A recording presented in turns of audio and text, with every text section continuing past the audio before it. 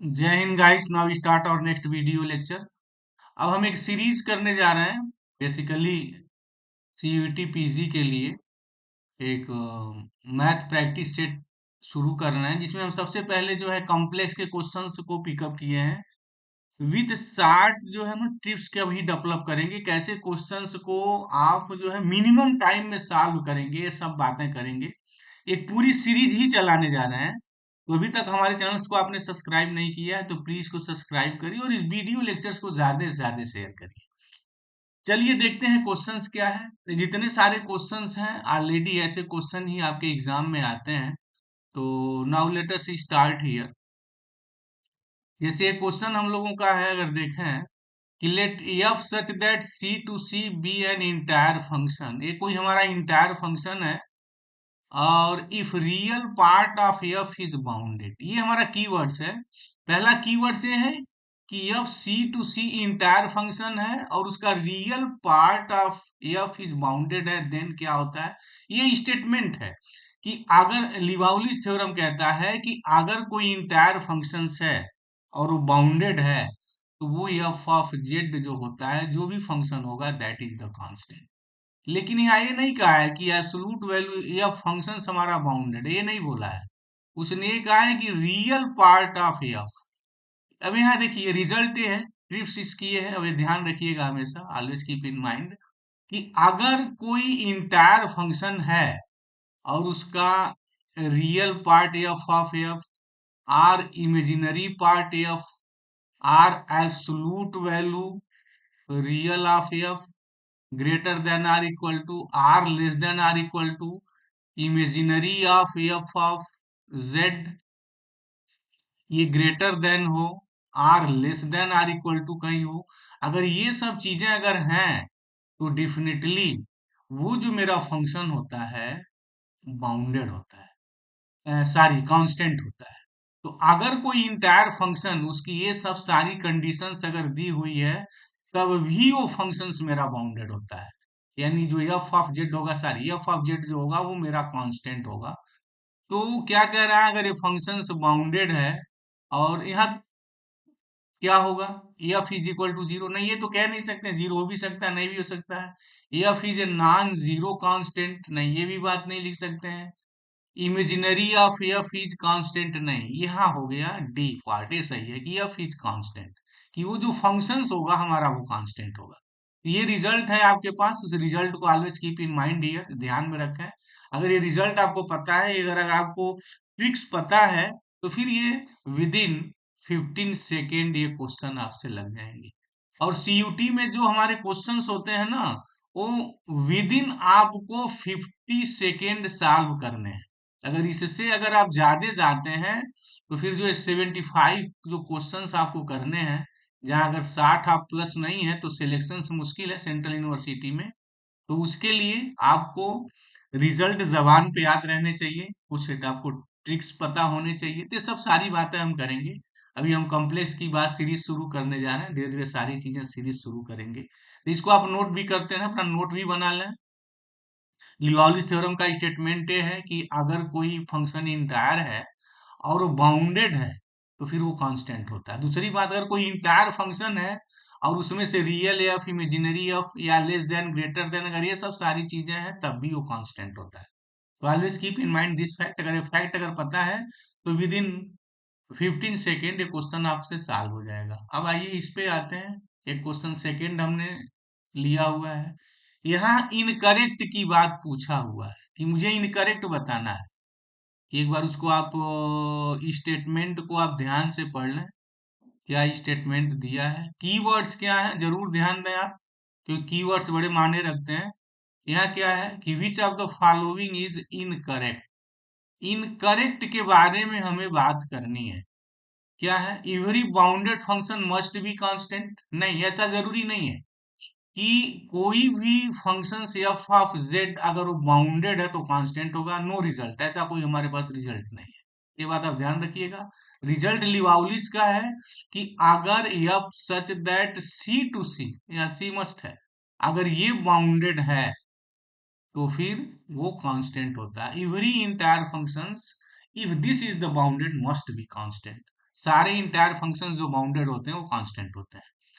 तो every bounded functions must be constant, तो ये गलत है।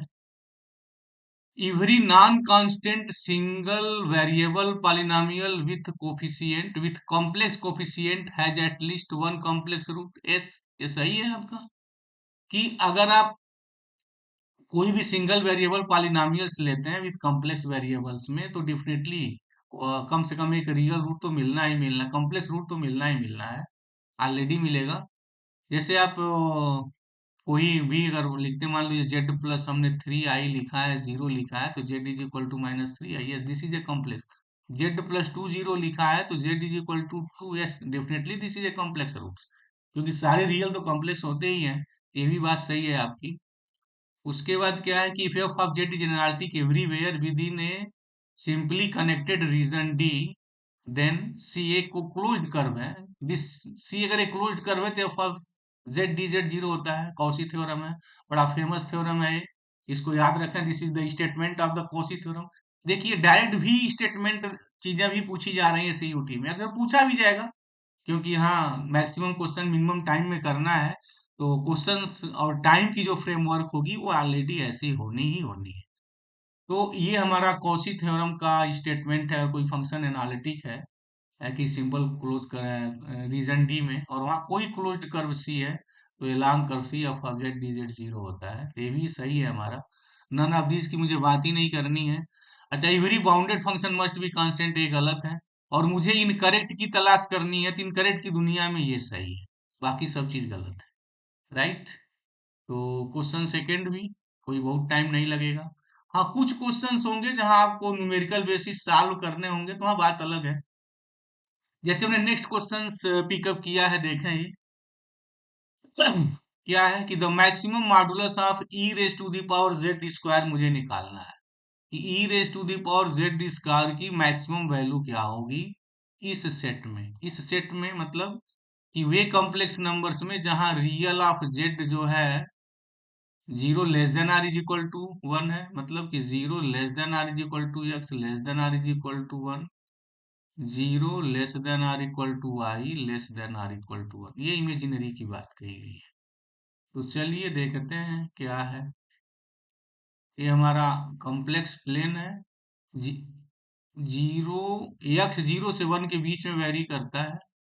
तो लीजिए साहब, हो गया ये 0 है और यहाँ x = 1 है।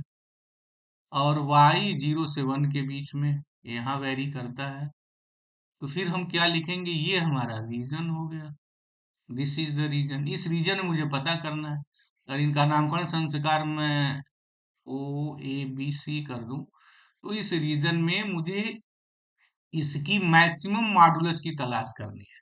मतलब कि मॉडुलस वैल्यू मैक्सिमम, क्या मतलब है कि maximum of modulus of E raise to the power Z square, मुझे इसकी तलाश करनी है। तो ठीक है, कोई बात नहीं है, अब इसको लगाना पड़ेगा। Maximum of mod of E raise to the power Z square क्या होगा, x square minus y square plus 2i x y. Maximum तलाश करनी है, क्या हो जाएगा, e raise to the power x square minus y square into e raise to the power 2i x y. और पता है e raise to the power i theta for all real के लिए इसकी वैल्यू 1 होती है। तो इसकी तो वैल्यू 1 हो जाएगी, तो फिर क्या होगा, मुझे मैक्सिमम तलाश करना है दिस। और जानते हैं ई की वैल्यू ऑलवेज पॉजिटिव होती है, तो मॉड लिखने का कोई मतलब नहीं है। ये है, इस रीजन में मुझे पता करना है कि इसकी मैक्सिमम वैल्यू क्या होगी। तो ऑप्शन देख लीजिए, इन्फिनिटी तो होना नहीं है। ये इन्फिनिटी तब होता है जब वाई 0 होता है, एक्स इन्फिनिटी की ओर टेंड करता है, तो ये तो असंभव है। मैक्सिमम की बात करनी है तो फिर तो ई यहाँ सबसे मैक्सिमम दिख रहा है, इसको छोड़ दिया जाए तो क्या ई मिलेगा या नहीं। देखिए ई की वैल्यू क्या होती है, 2 और 3 के बीच में होती है। तो ऑप्शन को भी ध्यान में रखते हुए क्वेश्चन आप सॉल्व करेंगे एग्जाम हॉल में, तो ये सब ध्यान देंगे। इसमें अगर देखा जाए तो इसमें सबसे मैक्सिमम वैल्यू इन्फिनिटिव है, वो इन्फिनिटिव कम मिलता जब एक्स इन्फिनिटिव की ओर टेंड करता, वाई 0, तो ऐसा संभव नहीं बाउंडेड रीजन में। अच्छा, इसमें मैक्सिमम वैल्यू ई है, तो क्या ई मिलेगा, क्या यस मिलेगा। एक्स = 1 लिखिए, वाई 0 लिखिए। बस क्वेश्चन ये है कि वो रीजन में होना चाहिए, तो ऐसे रीजन में है, ए पॉइंट जो है आपका क्या है 1 और 0 है, तो 1 0 लिखेंगे तो इसकी वैल्यू ई आएगी। तो ऑप्शन ए इसका सही है। बाकी सब चीजें तो गलत है, देख ही रहे हैं।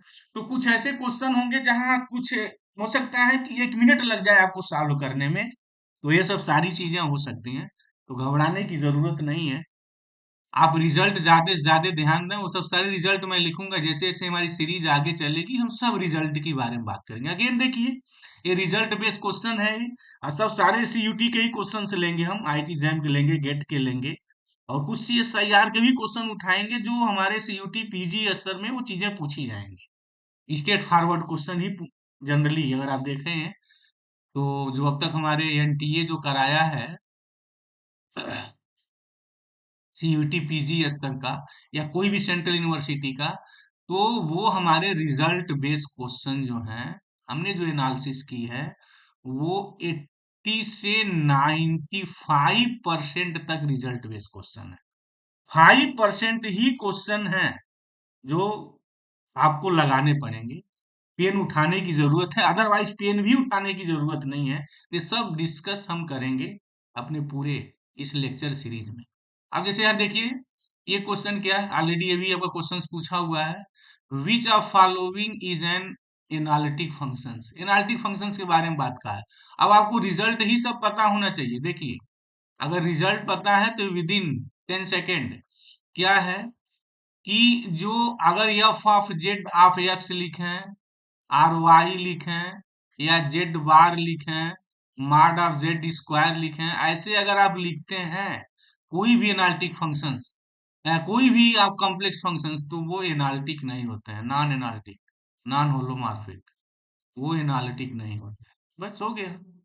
अगर अब देखिए, उन्हीं पे बना है कि रियल ऑफ जेड मतलब एक्स है, इमेजिनरी ऑफ जेड मतलब वाई है, जेड बार देख ही रहे हैं। लेकिन F of Z is equal to Z, कोई भी पॉलिनोमियल है वो एनालिटिक होता है। Every polynomials in Z is what, analytic.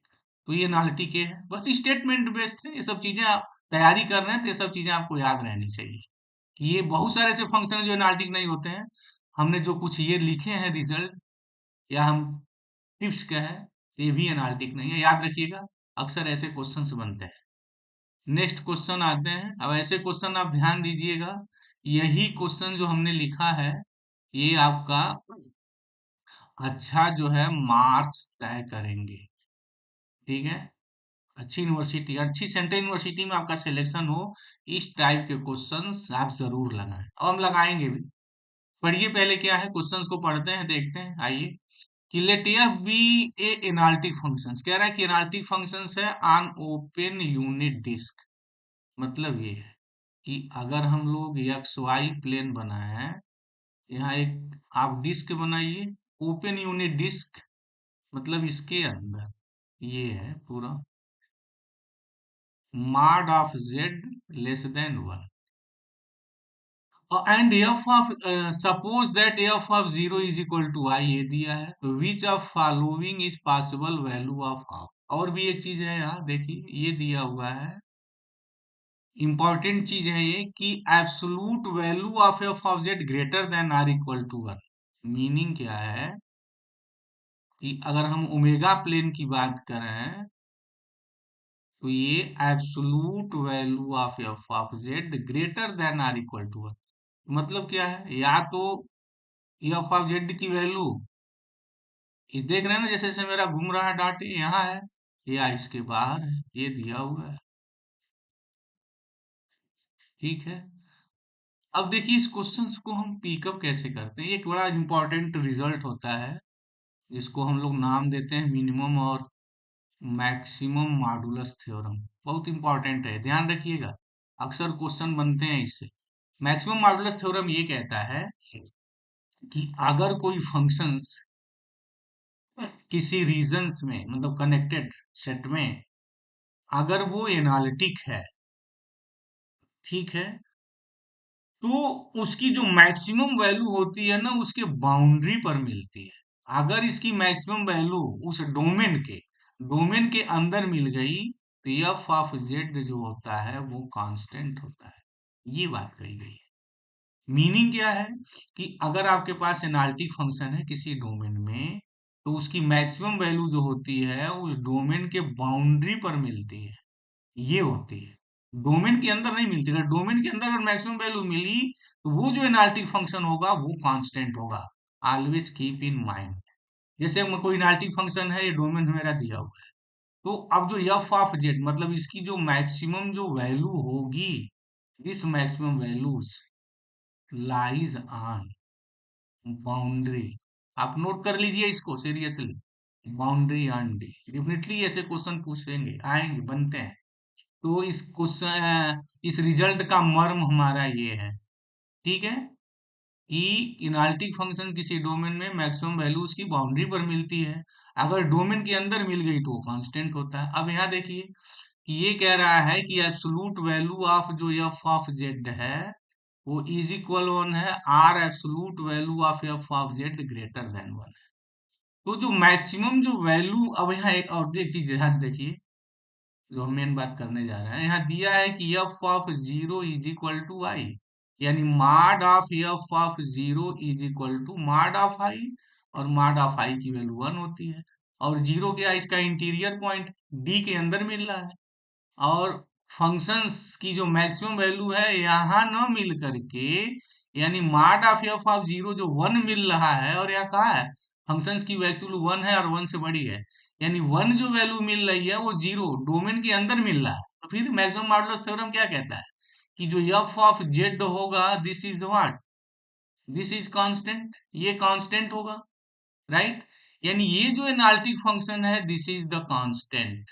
तो फिर एफ ऑफ जीरो आपका दिया हुआ है, क्या है, आई है, तो फिर क्या होगा, f of Z is equal to what, i होगा। क्या पूछा है, तो which of following is possible value of F of half. F of half की वैल्यू क्या होगी, क्या होगी भाई, यहाँ जेड की जगह हाफ पुट कर दीजिए, आई होगी। कितना अच्छा क्वेश्चन बना है ना। तो always keep in mind this fact. ऐसे क्वेश्चन सब खूब उठाएंगे, अभी हम कॉम्प्लेक्स वेरिएबल्स के काफी क्वेश्चन सॉल्व करेंगे।